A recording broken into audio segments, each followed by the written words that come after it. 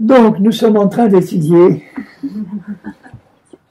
les 4 piliers de la vie chrétienne qui sont dans Actes 2,42, l'enseignement des apôtres, 2, la communion fraternelle, 3, la fraction du pain, c'est-à-dire la scène, et 4, les prières.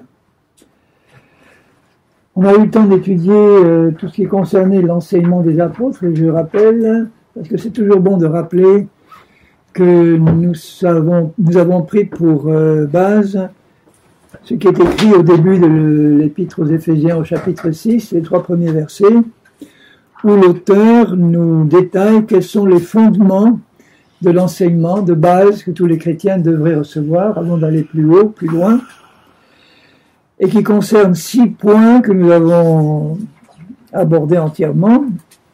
Le renoncement aux œuvres mortes, la repentance par rapport aux œuvres de la chair, au péché. 2, la foi en Dieu. 3, la doctrine des baptêmes. Je rappelle que le vrai baptême chrétien, c'est le baptême dans la mort et la résurrection de Jésus. Et ensuite, il y a le baptême d'eau qui le représente et le baptême du Saint-Esprit, qui est un revêtement de puissance pour être des témoins et qui nous permet aussi de mettre en pratique cette mort et cette résurrection que nous avons déjà en Christ. Il faut qu'elle devienne pratique dans nos vies. Ensuite, le 4e point, c'est la doctrine de l'imposition des mains, que ce soit pour la guérison, le baptême de l'esprit, conférer un don spirituel ou confirmer un ministère. Ensuite, il y a la résurrection des morts. Je vous ai expliqué qu'il y en avait 7. Et le jugement éternel et définitif devant le grand trône blanc à la fin du millénium. Tout à l'heure, ce matin, on a vu le 2e pied de ces 4 piliers du fondement de la vie chrétienne, qui est la communion fraternelle, qui ne peut se réaliser qu'à mesure que nous marchons par l'esprit. On va aborder maintenant le 3e point, la fraction du pain, qui est la scène. Alors ça peut paraître un peu étrange qu'ils mettent dans les 4 fondements de la vie de l'Église la scène, qui est le partage du pain et du vin. Dans certaines églises, on ne considère pas forcément ça comme très important. Il y a même des églises chrétiennes qui pratiquent la scène 1 fois par an. Quand j'étais dans quel pays c'était ça? Au Paraguay, justement, j'ai prêché dans une église évangélique où ils ne prenaient la scène que le jour de la Pâque juive pour commémorer la mort de Jésus. Ils ne la prenaient même pas le 3e jour suivant pour la résurrection, non, 1 fois par an. Et quand je leur ai dit, mais pourquoi vous ne prenez la scène qu'1 fois par an? Ben parce que, en gros, c'est dangereux de prendre la scène. Parce qu'il y en a qui sont morts prématurément, qui ont été malades, on va lire le texte, parce qu'ils l'ont prise indignement, donc plutôt que de prendre des risques, on la prend qu'1 fois par an. Je leur ai dit, mais vous êtes complètement à côté de ce que le Seigneur a voulu nous expliquer, parce que la scène est le moment, un des moments en tout cas, où on a l'occasion de prendre une grande bénédiction. C'est pas écrit dans la Bible, mais on sait que historiquement, il y a des textes extra-bibliques qui expliquaient par exemple la vie de l'Église primitive, qui nous donnent certains indices par rapport à la scène. Pour les premiers chrétiens en général, par exemple, l'imposition des mains aux malades était réservée aux païens. Elle n'était pas interdite pour les chrétiens. Ils pratiquaient plutôt le texte de Jacques où il est dit, si quelqu'un est malade, qu'il appelle les anciens, qu'il loigne d'huile au nom du Seigneur, la prière de la foi guérira le malade et le Seigneur le relèvera. Et s'il a commis des péchés, il lui sera pardonné. Ça, c'est manifestement...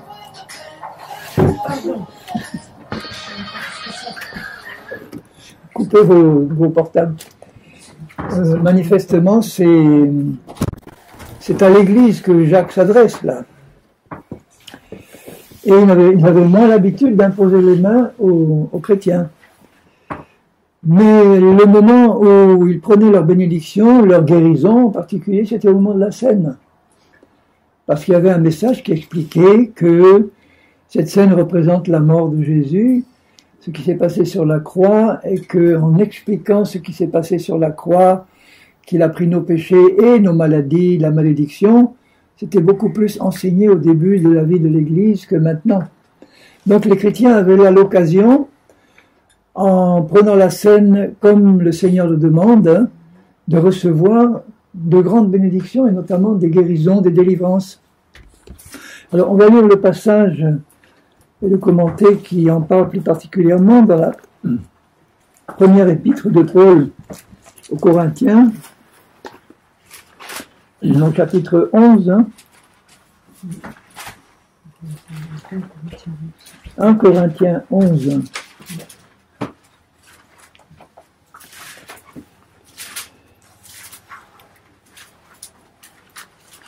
La fin de ce chapitre. Alors, le 1 Corinthiens 11. Bon, pour voir le contexte, je vais lire à partir du verset 17. 1 Corinthiens 11, 17. En donnant cet avertissement, il vient de donner tout un enseignement sur l'homme, la femme, Christ qui est le chef de tout homme, l'homme est le chef, la tête de toute femme, etc. Bon, on ne va pas rentrer là, mais il donne un avertissement au verset 16 en disant « Si quelqu'un se plaît à contester, nous n'avons pas cette habitude non plus que dans les églises de Dieu. » En donnant cet avertissement, ce que je ne loue pas, c'est que vous vous assemblez non pour devenir meilleur, mais pour devenir pire. Donc ça peut arriver que des chrétiens se rassemblent pour devenir pire. C'est le cas quand des chrétiens charnels se rassemblent, comme les Corinthiens.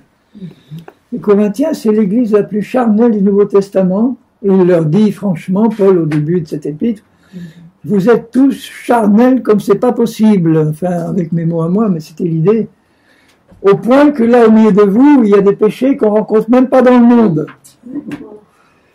Ils étaient tout le temps en train de se disputer, il y avait de la jalousie, il y avait des sectes entre eux, il y avait moi je suis pour Paul, moi je suis pour Pierre, moi je suis pour Christ, ça c'était les meilleurs. Il y avait des désordres dans les réunions, dans l'exercice des dons spirituels. Donc en fait, ils se réunissaient pour devenir pire et pas pour s'édifier. Alors ils ne les louent pas pour ça. Et d'abord, j'apprends que quand vous vous réunissez en assemblée, il y a parmi vous des divisions, je le crois en partie, car il faut qu'il y ait aussi des sectes, donc des groupes séparés parmi vous, afin que ceux qui sont approuvés soient reconnus comme tels au milieu de vous, approuvés par Dieu. Donc chez eux, il y avait des groupes distincts qui avaient leur doctrine, leur théorie, leurs préférences, leurs personnages préférés. Et il y en avait certains qui, quand même, ils n'étaient pas tous aussi charnels. Il y en avait qui étaient plus spirituels que les autres. Et eux, ils se faisaient d'autant plus remarquer que leur environnement était plus ténébreux. Hein. La lumière brille davantage dans les ténèbres qu'en plein jour. Les chrétiens spirituels se font davantage reconnaître dans un milieu charnel. Lors donc, au verset 20, que vous vous réunissez, ce n'est pas manger le repas du Seigneur, car quand on se met à table, chacun commence par prendre son propre repas, et l'un a faim tandis que l'autre est ivre. La pratique de l'Église du début, c'est qu'ils prenaient la scène au cours d'un repas collectif. Ils se réunissaient pour faire un repas ordinaire, comme nous à midi, collectif. Chacun apportait sa contribution. Les riches apportaient leur panier rempli de bonnes choses, foie gras, etc. Et les pauvres apportaient leur sandwich ou leur morceau de pain sec. Et les riches ne s'occupaient pas du tout du pauvre qui était à côté. Et donc c'était vraiment le désordre dans cette église-là. Il dit, quand on se met à table, chacun commence par prendre son propre repas, et l'un a faim, il est à côté, il a faim, et l'autre n'a même pas l'idée de partager ce qu'il avait amené. Tandis que l'autre est ivre. Alors, est-ce qu'on peut s'enivrer avec du jus de raisin? Manifestement, c'était du vin. Hein. Il prenait la scène avec du vin. À l'époque, bon, j'ai vécu aux États-Unis, et là-bas, il y a beaucoup d'églises qui ne prennent que du jus de raisin parce qu'il n'est pas question de boire du vin. Mais si vous vous mettez dans le contexte de l'époque, à l'époque, quand les vignes étaient pressées, il n'y avait pas de moyen de conserver le jus de raisin. Ou il était bu immédiatement sur place, ou il était transformé en vin qui, lui, se conserve longtemps. Donc, je suis persuadé que la scène se prenait avec du vin. Maintenant, si ce n'est pas votre conviction, prenez-la avec le fruit de la vigne ou le jus de raisin. Dieu n'est pas légaliste.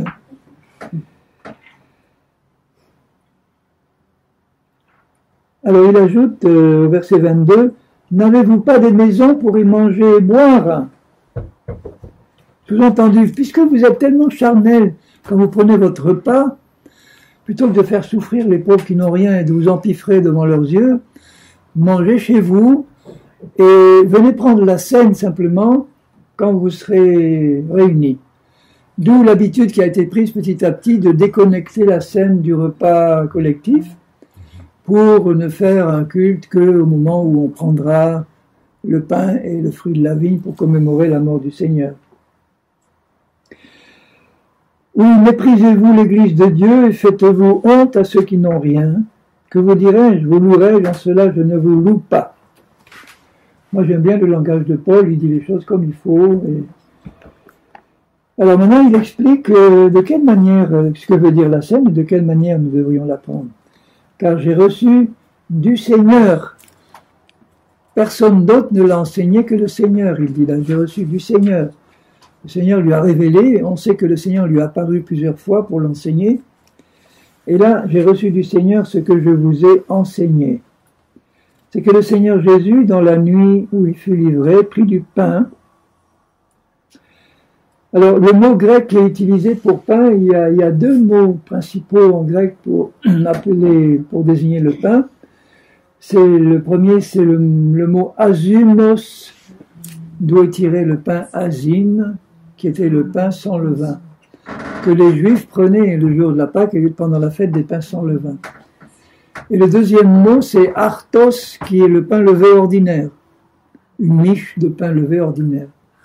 Et là, le mot qui est employé, c'est artos, et c'est pas azumos. Et donc, ça a dû peut-être choquer ses disciples juifs, qui prenaient toujours le pain azim pendant les fêtes, enfin des pains sans levain, de voir que là, le Seigneur a pris du pain artos. Alors là aussi, il ne faut pas en faire un principe religieux et légaliste. Hein. J'ai connu une église aussi où je suis allé enseigner, où le pasteur, pour ne choquer personne, il avait la table de la scène dressée, il invitait tout le monde à venir, et il y avait là du pain sans levain, du pain avec le vin, il y avait du jus de raisin, il y avait du vin, il y avait du pain sans gluten, enfin bon, pour qu'au moins tous puissent choisir en fonction de leur foi. Hein. Mais que représente le levain dans la Bible? Le péché. Et quand et où Jésus a pris le péché du monde dans son corps azim sur la croix? Le corps de Jésus était sans péché. Le corps de Jésus, c'était du pain azim. Mais sur la croix, le corps de Jésus a pris le péché du monde. Donc on peut dire que le corps de Jésus a été profané, souillé par le péché du monde. D'ailleurs, en grec, en hébreu, quand on lit Ésaïe 53, alors gardez le doigt là, je fais un petit détour par Ésaïe 53 qui décrit la crucifixion. Hein. Dans Ésaïe 53,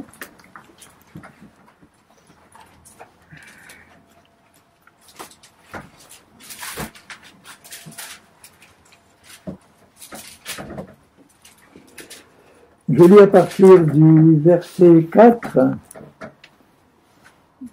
En hébreu, c'est pas cependant qui est écrit, c'est certainement. C'est pas tout à fait pareil. Hein. Aken. Aken en hébreu, ça veut dire certainement. Et oui, en hébreu, ça se dit ken. Pour ceux qui savent l'hébreu, ken. Hein. Donc ken en hébreu, ça veut dire oui, c'est certain, c'est ça. À ken, ça insiste encore plus. C'est très certain, certainement. Il a porté, et le verbe hébreu pour porter, c'est un verbe qui est consacré à définir quelqu'un qui porte un fardeau très lourd, qui a déchargé quelqu'un d'autre d'un fardeau qu'il a pris sur son épaule, sur lui. Il a porté nos souffrances, et l'hébreu dit nos maladies. C'est pas nos souffrances, nos maladies. Il s'est chargé de nos douleurs. Et ce sont les douleurs associées aux maladies. Donc il faut aussi croire que les douleurs associées aux maladies, on n'est pas obligé toujours de les supporter si on sait qu'il les a portées à la croix aussi. Amen. Avec nos maladies. Et nous l'avons considéré comme puni, c'est ce que voyaient les Juifs. Pour eux, la situation de Jésus, ils devaient se dire, même ses disciples, mais pourquoi Dieu le punit comme ça? Qu'est-ce qu'il a mérité pour être traité comme un brigand, entre deux brigands? Mais qu'est-ce qu'il a pu faire, notre Seigneur, pour mériter ça? Ils n'avaient pas compris que c'était Ésaïe 53 qui était en train de se manifester là. Et frappé par Dieu, humilié, mais il était blessé pour nos péchés. Alors le verbe hébreu, traduit par blessé, le premier sens de ce verbe, c'est profaner. Alors pourquoi les traducteurs ne traduisent pas le sens premier des verbes ou des mots hébreux ou grecs qu'ils rencontrent?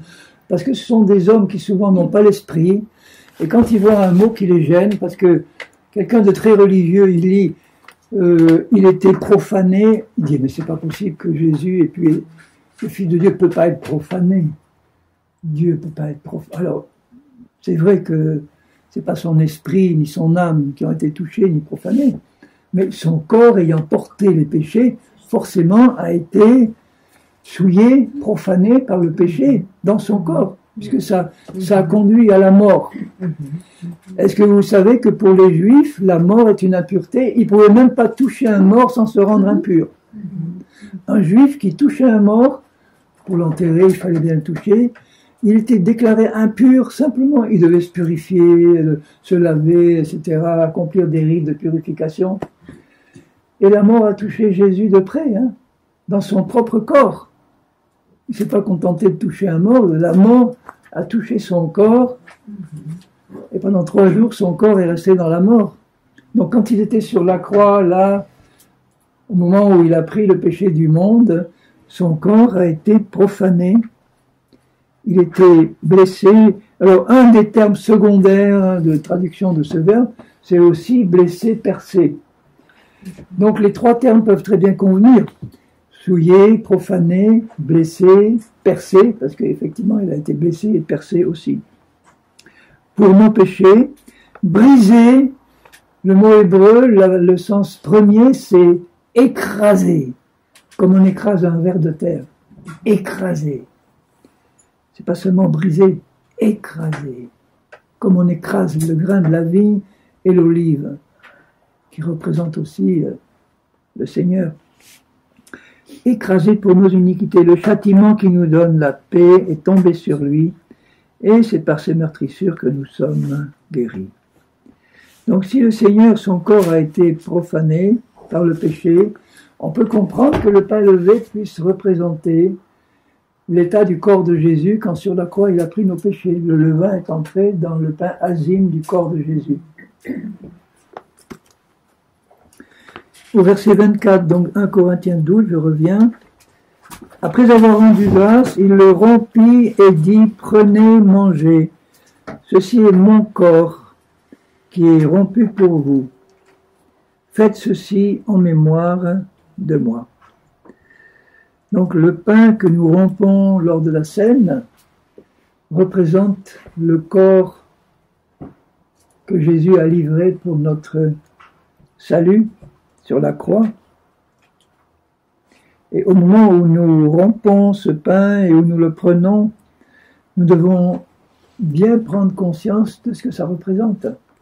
Ça représente le corps de Jésus livré pour nous sur la croix, dans lequel il a porté non seulement nos péchés, mais toute la malédiction associée au péché, dans laquelle sont comprises toutes les maladies et les infirmités qui résultent du péché. On leur expliquait ça au moment du culte. Et c'est là que vous pouvez comprendre que le chrétien primitif qui prenait ce pain et qui méditait en disant « Mais ce pain représente le corps de mon Seigneur et dans ce corps, il y a tous nos péchés, mais il y a aussi toute la malédiction, des maladies, des infirmités, des accidents, toutes sortes de malédictions quelconques qui se trouvent dans le monde, qui nous entourent et qui nous ont aussi touchés. Ça, c'est inclus dans le corps de Jésus, dans ce morceau de pain-là, que ce morceau de pain représente. Et alors, en ayant cette pensée-là, en se rappelant ceci, on peut comprendre qu'il puisse recevoir la guérison d'une maladie, en se rappelant ou qu'on leur rappelait à ce moment-là. De même, après avoir soupé, il prit la coupe et dit « Cette coupe est la nouvelle alliance en mon sang. » Cette nouvelle alliance était prophétisée depuis longtemps par les prophètes Jérémie et Ézéchiel parlent tous les deux de cette nouvelle alliance. Et certains amis juifs, j'en passe à un en particulier, quand je lui parlais de la nouvelle alliance dans le sang de Jésus, il me disait mais une nouvelle alliance ça n'existe pas, il n'y en a qu'une, c'est la nôtre avec le Seigneur, il n'y a pas de Nouveau Testament ou de Nouvelle Alliance. Et il oublie son propre prophète, Jérémie 31, si vous relisez dans Jérémie au chapitre 31. Donc il faut leur rappeler, en citant Jérémie, qu'il y a bien une nouvelle alliance qui est annoncée par le Seigneur à son peuple d'Israël. Jérémie 31 au verset 31.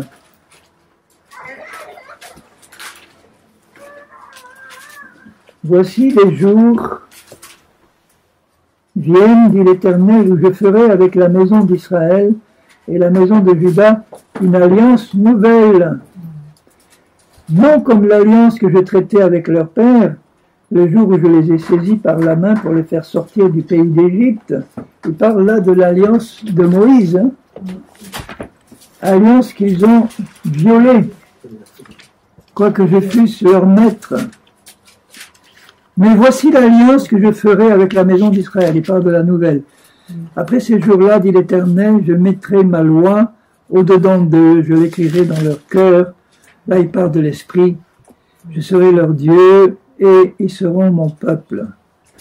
Celui-ci n'enseignera plus son prochain, ni celui-là son frère, en disant « Connaissez l'Éternel, car tous me connaîtront, depuis le plus petit jusqu'au plus grand, dit l'Éternel, car je pardonnerai leur iniquité et je ne me souviendrai plus de leurs péchés. » Il annonce bien le sacrifice de Jésus, là sur la croix, qui a permis au Seigneur d'effacer nos péchés, alors que dans l'ancienne alliance, ils n'étaient pas effacés, ils étaient couverts.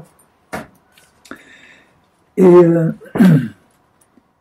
quand il dit que personne n'enseignera plus son prochain, c'est que dans l'ancienne alliance, ils étaient obligés d'être enseignés par quelqu'un d'extérieur à eux, un sacrificateur, un prophète ou un autre. Alors que maintenant, nous avons le Seigneur en nous, le Saint-Esprit en nous, qui est le grand enseignant et le seul enseignant. Donc n'écoutez plus maintenant les hommes qui vous enseignent comme les Juifs pouvaient écouter ceux qui les enseignaient. Ils n'avaient pas l'esprit en eux qui leur permettait de juger si ce qu'ils écoutaient était bon ou pas, surtout qu'ils n'avaient même pas la Bible à l'époque. Quelques manuscrits que ceux qui savaient lire pouvaient consulter. Alors que nous avons le Saint-Esprit en nous, et quand un homme vous enseigne, comme moi je le fais maintenant, il faut que le Saint-Esprit en vous confirme que c'est la vérité ou pas. Et ça, beaucoup de chrétiens ne prennent pas la peine de contrôler les enseignements qui leur sont donnés, surtout quand ils sont donnés par une personne qui peuvent considérer, et en considérant quelqu'un comme quelqu'un de bonne référence, on aura peut-être moins tendance à contrôler. Et il faut contrôler toujours. parce que les hommes sont faillibles. Alors je le dis souvent, je sais que je serai jugé plus sévèrement, parce que ceux qui enseignent seront jugés plus sévèrement. Je sais que tout est enregistré là-haut, et que devant le tribunal de Christ, il me dira, Henri, on va passer toutes les cassettes là. Ou tous les CD, tout est enregistré. Et donc ça met dans mon cœur une sainte crainte de l'Éternel. Je dis, Seigneur, je t'en supplie que jamais je ne puisse enseigner quoi que ce soit qui soit une mauvaise nourriture pour tes brebis, elles sont trop précieuses à tes yeux. Je veux toujours leur donner une pure nourriture qui vient de ta parole, par ton esprit. Et pas la nourriture infecte qu'on peut quelquefois donner à tes brebis, les pauvres. Alors on pourrait lire en passant Ézéchiel 37. Ézéchiel 37.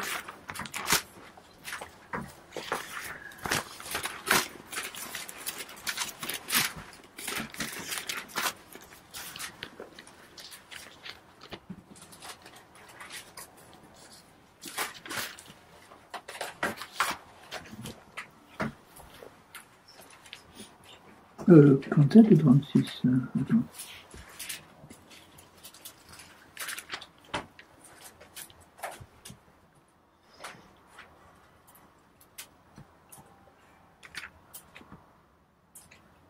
Oui, Ézéchiel 36, pardon. Ézéchiel 36. Où il dit au verset 24, « Je vous retirerai d'entre les nations, je vous rassemblerai de tous les pays, je vous ramènerai dans votre pays. » C'est en train de se faire. Hein. Oui. « Je répandrai sur vous une eau pure, vous serez purifiés, je vous purifierai de toutes vos souillures et de toutes vos idoles. Je vous donnerai un cœur nouveau. » Là, c'est un esprit nouveau. « Je mettrai en vous un esprit nouveau. »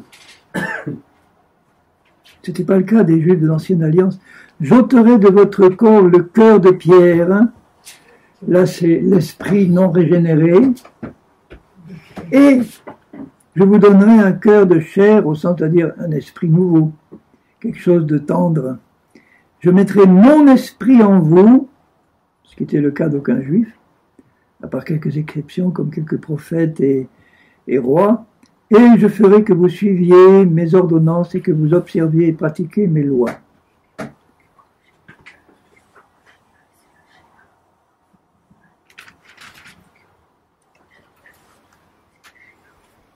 Donc il annonce bien la nouvelle alliance en Christ, qui est représentée par la scène, le sang de la nouvelle alliance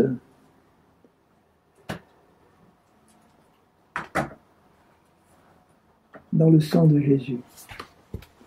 Alors il dit, je reviens dans Corinthiens 11, il répète, faites ceci en mémoire de moi toutes les fois que vous en boirez. Car toutes les fois que vous mangez ce pain et que vous buvez cette coupe, vous annoncez la mort du Seigneur jusqu'à ce qu'il vienne. Vous voyez que c'est clairement un mémorial, c'est en mémoire d'eux, et c'est pour annoncer ce qui a été fait.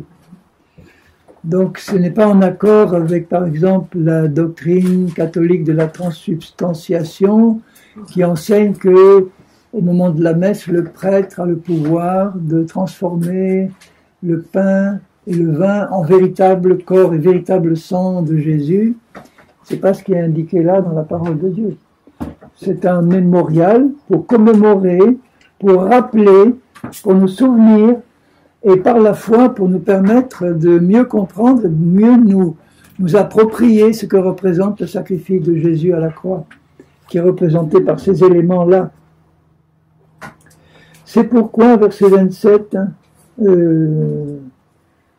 verset 26, toutes les fois que vous mangez ce pain et que vous buvez cette coupe, vous annoncez la mort du Seigneur jusqu'à ce qu'il vienne. Et ça nous permet de réfléchir sur la mort du Seigneur, sur ce qu'elle représente. C'est ça serait bien qu'avant toute scène, il y ait quelqu'un qui puisse rappeler en quelques mots, ça se fait dans beaucoup d'églises, mais rappeler en quelques mots ce que représente la mort de Jésus, rappeler ce que représente ce pain et ce vin, ou ce fruit de la vigne, rappeler ce qui s'est passé sur la croix, rappeler que dans son corps il a pris nos péchés, nos maladies, rappeler que le sang de Jésus est un sang qui nous rachète de la malédiction, un sang qui purifie, un sang qui sanctifie. Tout cela représenté par ces éléments, ce pain et ce vin. Et en les prenant, en nous rappelant toutes ces choses, nous pénétrons par la foi et nous recevons à nouveau par la foi la bénédiction qui est comprise dans le sacrifice de Jésus, parce qu'en nous commémorant, nous nous rappelons ce que nous avons acquis, ce qu'il nous a acquis pour nous. Et ça nous permet d'en bénéficier un peu mieux s'il y avait des choses qu'on n'avait pas encore bien comprises ou bien reçues. C'est pourquoi celui qui mangera le pain ou boira la coupe du Seigneur indignement sera coupable envers le corps et le sang du Seigneur. C'est ce verset-là qui faisait peur à cette église-là. Attention, si tu prends le pain et que tu bois la coupe indignement, tu vas être coupable envers le corps et le sang du Seigneur, et c'est grave.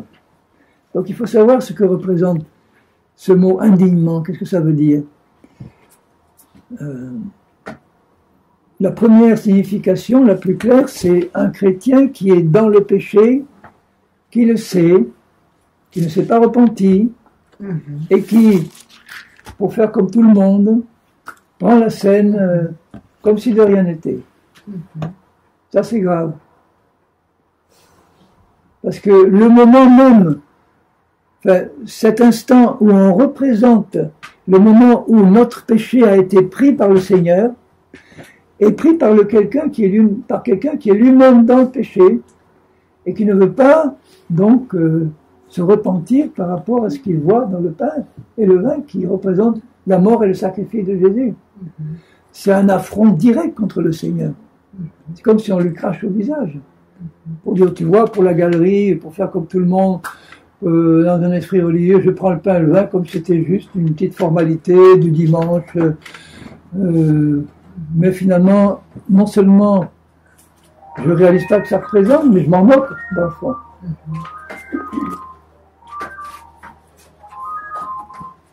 Ça nous met face à nos responsabilités aussi. Hein. Oui. C'est pour ça qu'au verset 30, il dit, c'est pour cela qu'il y a parmi vous beaucoup d'infirmes et de malades. Absolument, ouais. C'est dans tout le Nouveau Testament la seule cause directe mentionnée de maladie et d'infirmité chez les chrétiens. Bon, il y a sans doute d'autres causes possibles. Hein. Le chrétien qui vit dans le péché, qui prend jamais la scène, il ouvre quand même sa vie à Satan qui peut le rendre malade et le faire mourir prématurément. Hein. Mais là, c'est un moment très particulier qui est une cause réelle de maladie et d'infirmité, mais seulement dans la vie des chrétiens qui prennent la scène indignement, en sachant ce qu'ils font. C'est pas le cas du chrétien qui ne se rend pas compte qu'il a des péchés dans sa vie, qui n'a pas encore compris toutes choses, mais qui est sincère, qui s'approche du Seigneur tel qu'il est, et qui a des péchés qu'il ne connaît pas ou qu'il ne voit pas. Il est sincère, lui. Là, c'est le cas de quelqu'un qui sait qu'il a péché et qui ne veut pas se repentir, ou bien qui dirait, bon, Seigneur, tu me pardonnes, mais qui dans son cœur ne fait pas ça avec un cœur contrit. Il fait ça parce qu'on lui dit, parce que le pasteur dit, examinez-vous un moment avant de prendre la scène. Alors Dieu qui voit les cœurs, il sait si cette personne-là va s'approcher de lui avec un cœur sincère pour lui dire, oui, je sais que je suis dans le péché, mais bon, je le reconnais, sincèrement. Je le reconnais, Seigneur. Et le sang de Jésus efface son péché. J'ai une petite question. Parce que, comme tu disais tout à l'heure, des fois, quand on demande pardon à Dieu, un péché, et qu'en fait, Satan, derrière, il vient culpabiliser. Donc, il y a des fois des chrétiens qui se sentent toujours coupables.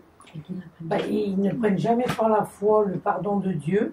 Et quand il se retrouve au moment de la Sainte Seine, Comme il ça. laisse passer Oui. les événements parce que justement, ils ont toujours cette culpabilité, ils ne prennent pas par la foi le sacrifice de Christ. Oui, alors c'est Donc vrai, ils se privent ils se privent. de... Donc voilà. la question, je la répète là, la question c'est des chrétiens qui sont là, ils ont confessé leurs péchés, Voilà. mais le diable leur donne un sentiment de culpabilité, d'indignité.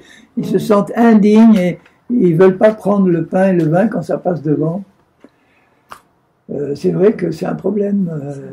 Il faut enseigner ces personnes-là et leur dire une fois que tu as confessé, mais pas du bout des lèvres comme ça, Oui, mais que tu as été sincère devant ton Dieu, il te rend digne de prendre la scène. Même si tu es encore loin d'avoir atteint la perfection, même si tu es encore charnel, même si tu as des chutes, Dieu voit ton cœur et sait si tu as des chutes, si tu désires sincèrement t'en repentir ou avancer avec lui, et que tu es là en train de dire au Seigneur, Seigneur, je reconnais ce que je suis, je sais, j'ai encore chuté, mais vraiment, je regrette et j'aime maintenant prendre ce pain et ce vin parce qu'il y a une bénédiction. Donc Seigneur, je prends par la foi le pardon que tu m'as donné, parce que j'ai été honnête devant toi et je t'ai présenté mon péché.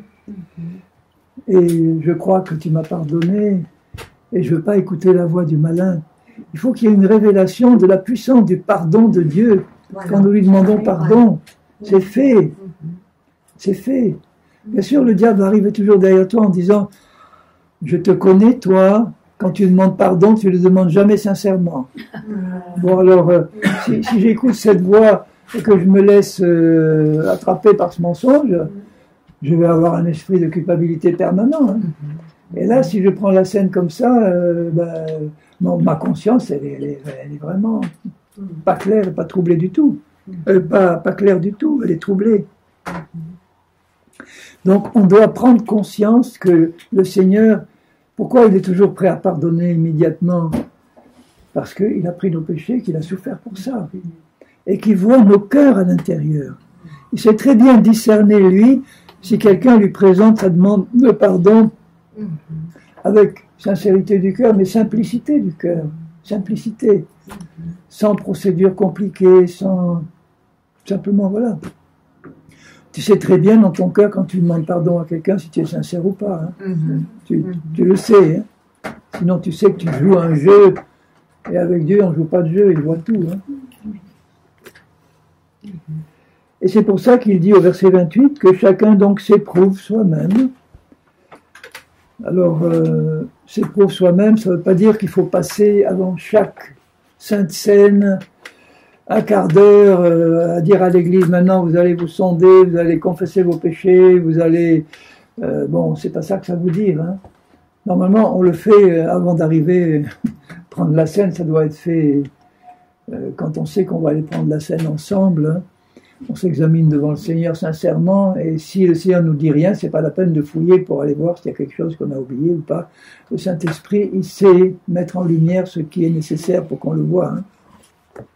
Donc quand il dit que chacun s'éprouve soi-même, ça veut dire qu'honnêtement, au moment où je prends la scène, je dis Seigneur, à ma connaissance, il n'y a rien qui me prive de cette bénédiction, parce que je suis honnête et sincère devant toi.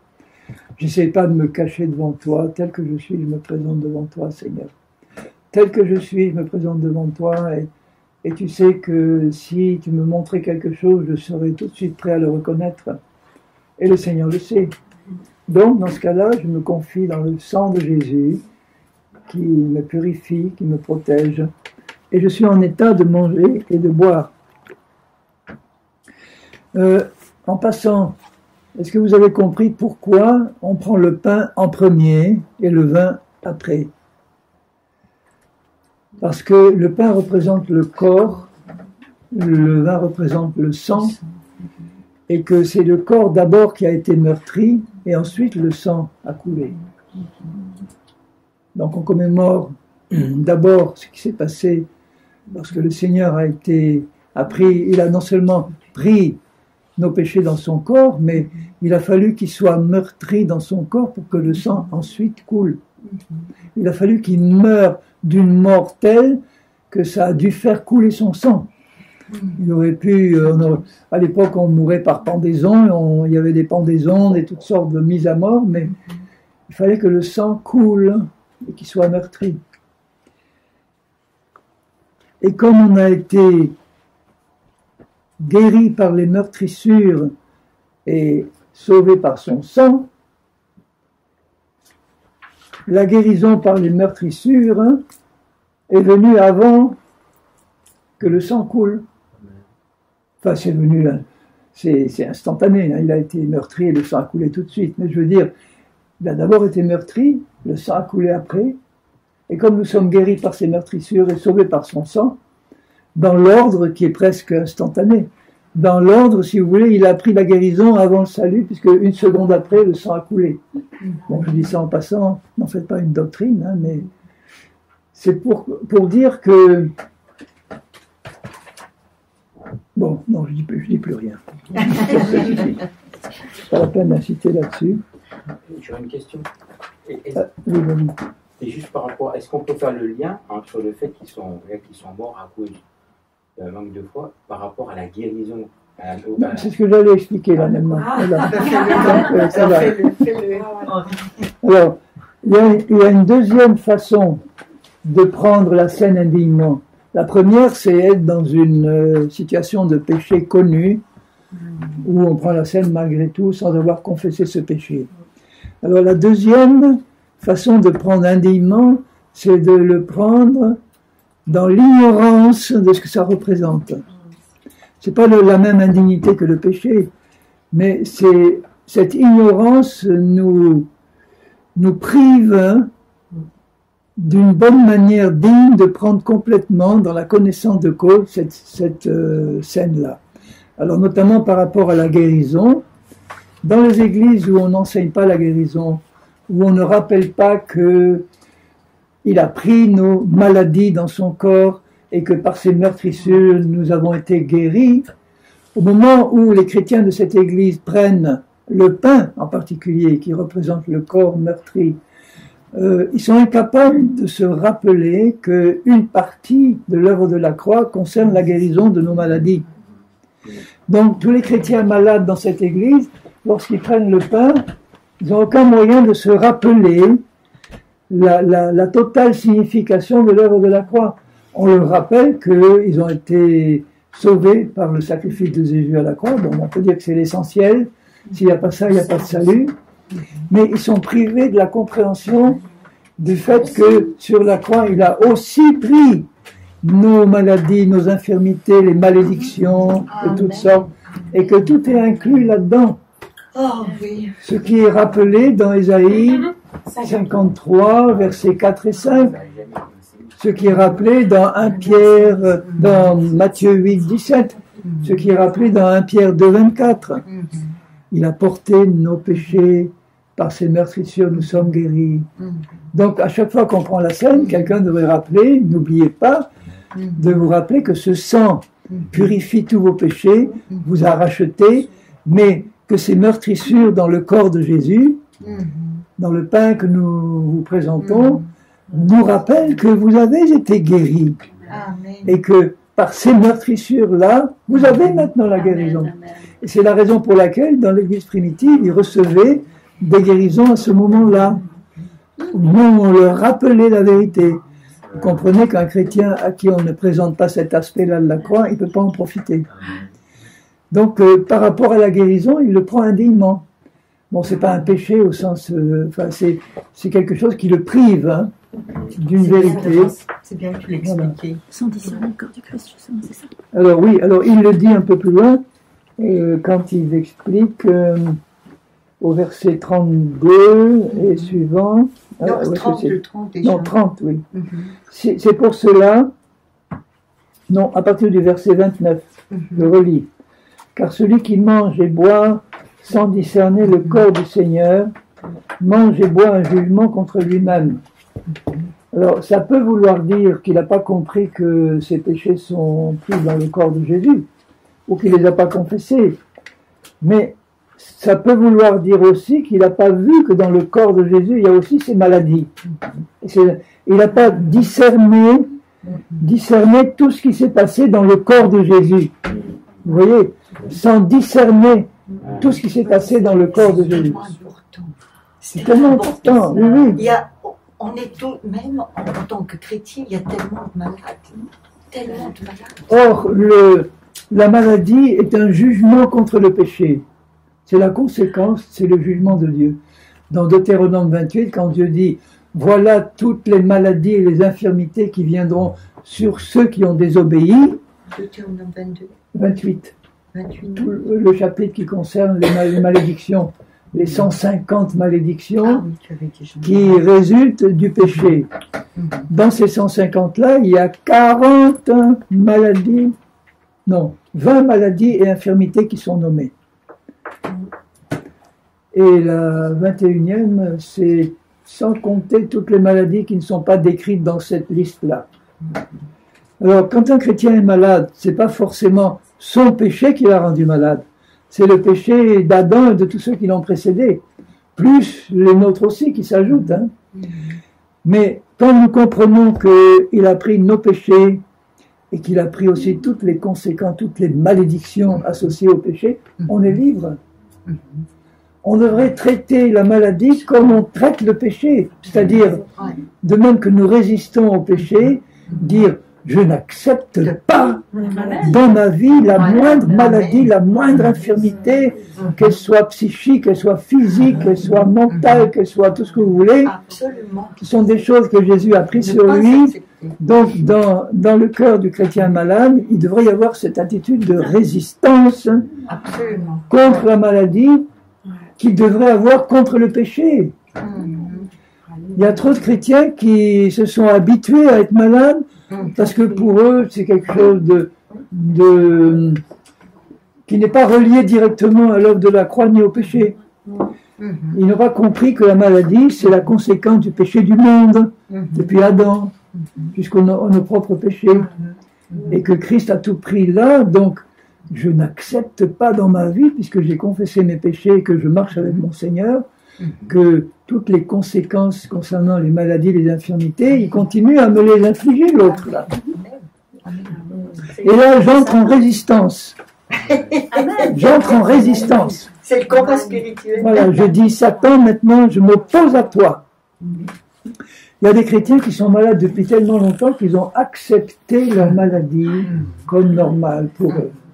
On doit se dégager de cette mentalité-là. C'est pas normal parce que Christ nous en a libérés. Christ a pris ça sur lui. Donc il est avec moi quand je lui dis Seigneur, maintenant je veux travailler avec toi pour être débarrassé de toutes ces saletés-là. Il n'y a pas de raison que tu as pris tout ça sur la croix pour que moi je continue à subir ça. Alors en prenant la scène, est-ce qu'il est possible à la fin de cette réunion de prendre la scène ensemble pour commémorer ensemble? Maintenant qu'on est bien préparé pour prendre une bénédiction et peut-être une bénédiction qu'on n'a jamais prise jusqu'à présent. Je parle d'une guérison, je parle d'une délivrance. En prenant, quand vous allez prendre ce pain, vous prenez votre délivrance, vous prenez votre guérison, parce que c'est inclus dans le sacrifice de Jésus qui est représenté par ça. Prendre. Alléluia. Et là, on discerne la totalité du corps. On discerne la totalité du corps. Là. L'aspect guérison est inclus là-dedans. Ah, si tous les chrétiens qui prennent la scène pouvaient le savoir et se le rappeler. Vous voyez les guérisons qu'il y avait au milieu du repas du Seigneur. Oui. Mais oui, c'est pour ça que quand tu as dit que l'Église primitive reconnaissait dans le pain le corps et qu'il y avait des guérisons, est-ce que c'est pas aussi ça, c'est malédiction dont ils sont parlés ici? On ne reconnaît pas ni le sang qui lave les péchés, donc on reste condamné. On ne reconnaît pas le corps et donc on n'est pas guéri. C'est pas dans ce sens-là qu'on peut le dire, parce que si tu lis le verset 4, il me semble. On parle que du... Attends. C'est pour le repas. Oui, je vais y arriver. Non, le 29, pardon. Oui, celui qui mange et sa boit. condamnation, ne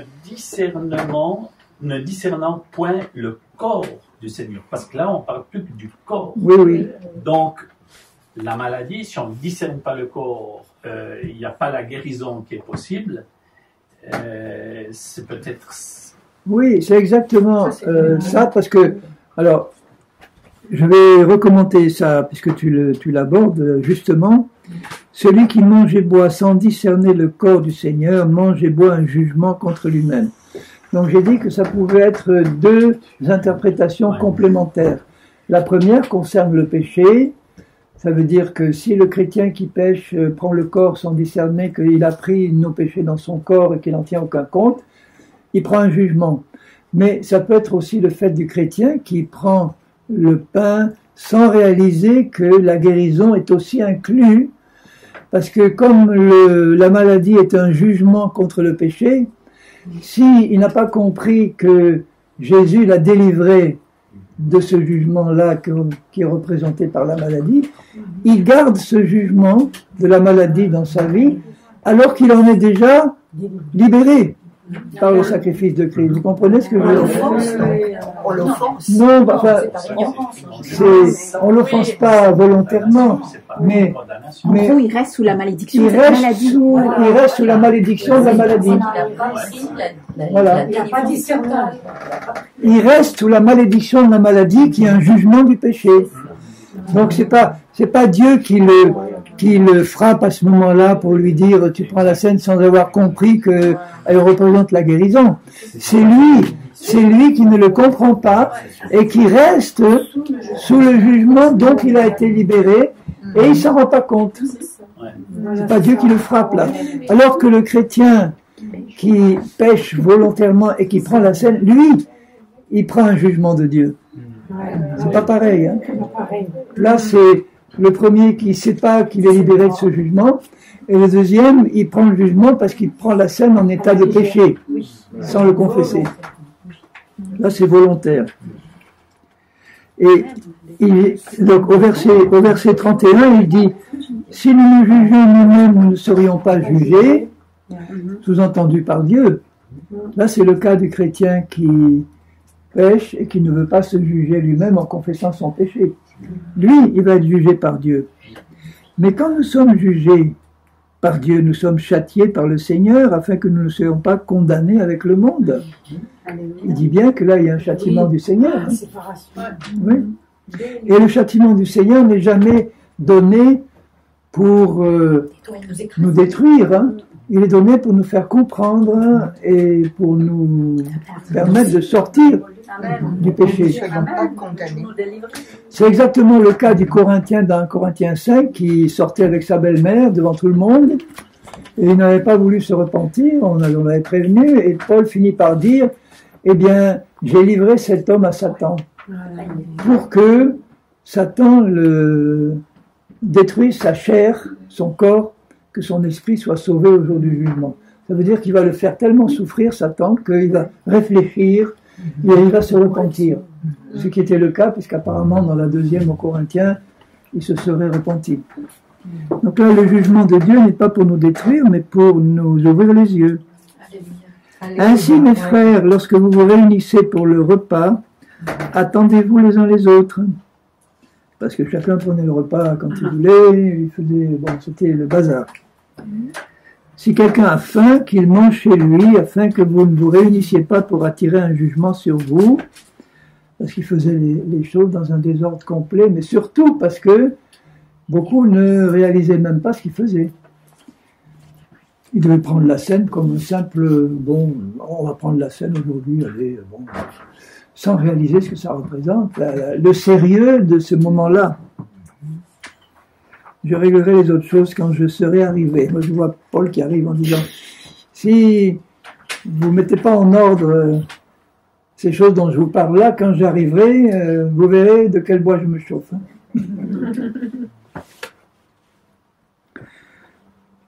autant je suis fort dans mes paroles quand je ne suis pas là ou dans mes lettres, autant je suis ferme quand je suis là dans mes actes.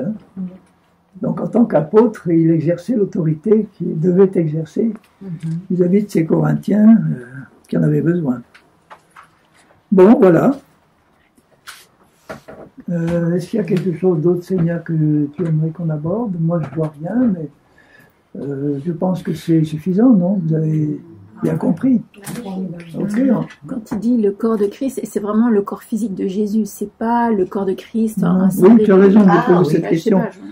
Puisque souvent on fait le commentaire en disant sans discerner le corps du Seigneur, certains commentent en disant, vous voyez, vous discernez pas le corps de Christ, son Église. Je pense pas que c'est dans cette interprétation-là directe. Hein. On peut l'ajouter, c'est pas mauvais de dire, n'oubliez pas que le corps de Christ c'est aussi l'Église universelle. Donc si vous vous rappelez ça aussi pendant la scène, c'est pas mauvais. Mais là, le contexte montre qu'il parle du corps physique de Jésus, qui a porté nos péchés, parce que le corps de Christ en tant qu'Église n'a pas porté le péché du monde. Hein.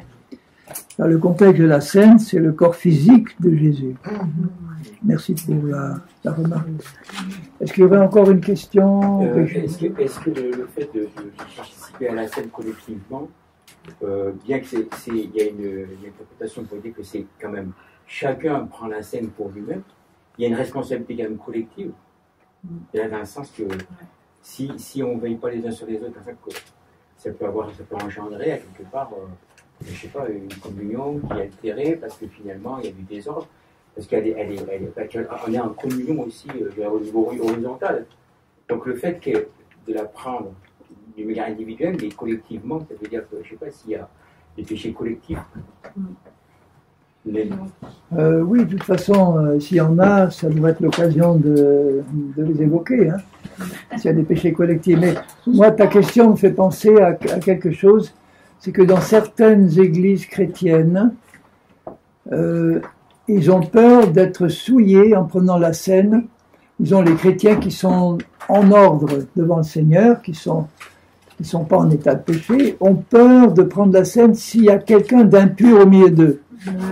Ils disent, s'il y a un chrétien qui est dans le péché au milieu de nous et qu'on prend la scène ensemble, nous, on va être souillés. Et c'est pas vrai ça.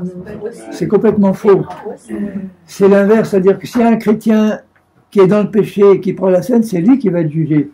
Mais les autres, ils ne seront pas contaminés par le péché de celui qui la prend. Mais ça, ce n'est pas obligatoirement nécessaire de le dévoiler.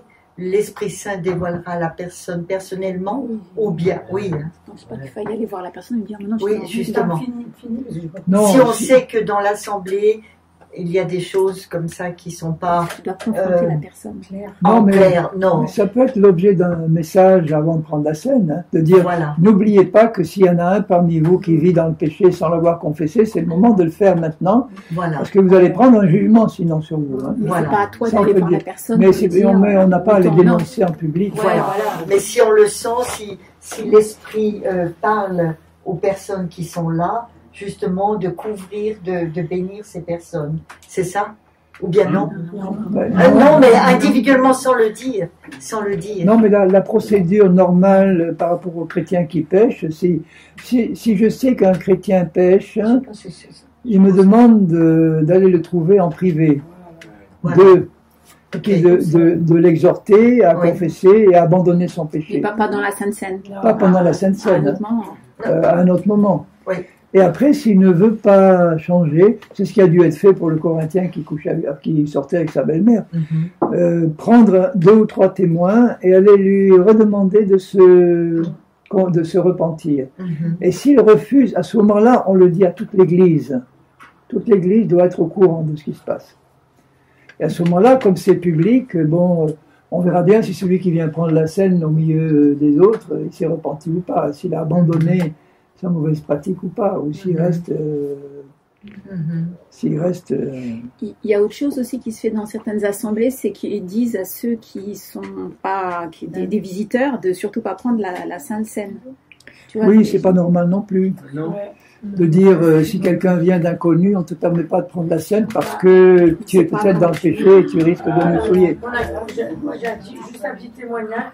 On avait des amis, des frères qui étaient dans une église d'Arbiste. Et donc, on était de visite chez ces amis-là. Et donc, ils nous ont dit, vous allez aller, le lendemain, il y avait le culte. Et ben, donc, l'ami en question, le frère, était ancien dans l'église d'Arbiste. Et il nous a expliqué que, en fait, le collège d'anciens avait demandé à ce frère nous poser des questions sur notre vie, notre marche avec le Seigneur, pour voir, parce qu'on devait prendre la Sainte Seine, et il a demandé l'autorisation aux anciens, savoir si notre vie était en règle, parce que il voulait pas qu'on prenne la Sainte Seine avec eux, de peur qu'ils soient souillés. De peur qu'ils soient, souillés. Ouais. Ah, tout à fait. Oui, mais bon, j'ai cité aucune dénomination, mais c'est le cas dans celle-là. Excuse-moi, il y a le cas de personnes qui sont invitées, mais qui ne sont pas chrétiennes, et qui arrivent, et puis à qui on propose la Sainte Seine parce que ça passe devant leurs yeux. Est-ce qu'on n'a pas quelque chose à faire par rapport à ces personnes-là? Voilà. On ne connaît pas forcément, mais on sait qu'elles ne sont pas au Seigneur. On devrait, c'est pour ça que s'il y a des gens inconnus qui arrivent, quelqu'un, ou un ancien, ou un responsable, devrait donner ce message avant de prendre, d'expliquer avec amour, vous savez, on est en train de prendre quelque chose qui est réservé à des disciples du Seigneur, à des chrétiens, puisqu'on commémore la mort de Jésus qui a été accepté par ses disciples. Alors si c'est pas le cas pour vous, c'est pas la peine de prendre la scène, ça ne vous concerne pas. Mais vous pouvez aussi vous convertir maintenant pour la prendre. Alors justement, est-ce que quelqu'un qui de tout son cœur a donné sa vie à Jésus mais n'est pas encore baptisé d'eau peut prendre la Sainte Seine? Évidemment, bien sûr. Mais il y a des églises où ils disent non. Il faut d'abord qu'il soit baptisé, et s'il n'est pas baptisé, on n'accepte pas.